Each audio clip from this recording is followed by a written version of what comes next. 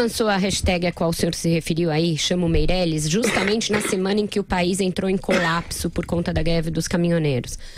O governo se viu obrigado a ceder a uma série de concessões e vai pagar um preço alto por isso. Uma boa parte das conquistas de melhoras da economia às quais o senhor se referiu simplesmente escoou pelo ralo, pela necessidade de dar um novo subsídio ao diesel e interferir na política de preços da Petrobras, tudo ao contrário do que o senhor propugnava na política, na economia. O senhor acha que ainda assim o governo Temer chegará ao fim, esse fim melancólico, tendo algo a mostrar na economia, ou ele terá capitulado inclusive nessa área?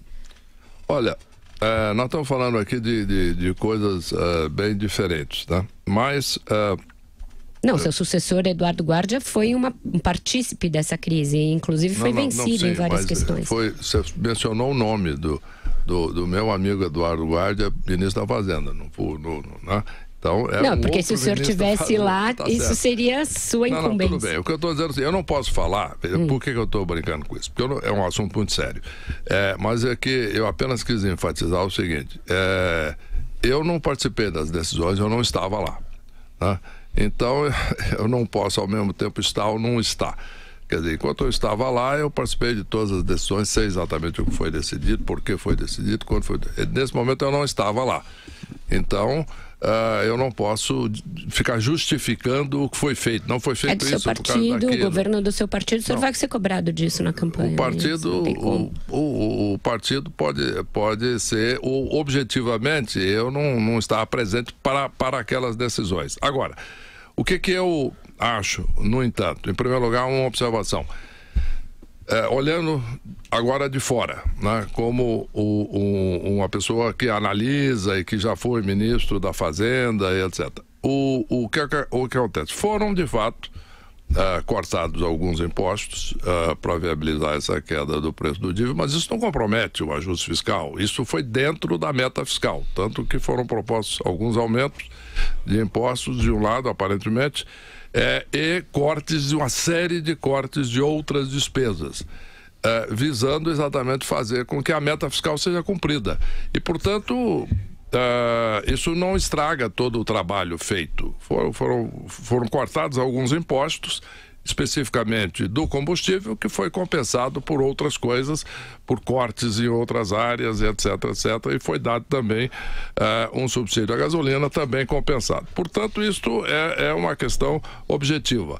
E o que eu acho importante é que, de fato, a crise tinha que ser resolvida, né? Não há dúvida. Aquela crise não podia continuar. Então, eu acho que foi resolvida e do ponto de vista do país, isso é que é importante. Quer dizer, agora, em dito isso, eu acredito, sim, de que nós precisamos pensar nesse assunto num prazo maior. E eu tenho uma proposta para isso, que eu já mencionei, que é a criação de um fundo de estabilização do preço do combustível, funcionando, por exemplo, nos mesmos moldes, apenas com sinal contrário, do Fundo de Estabilização do Preço do Cobre no Chile, por exemplo, que é o Fundo Soberano Chileno, que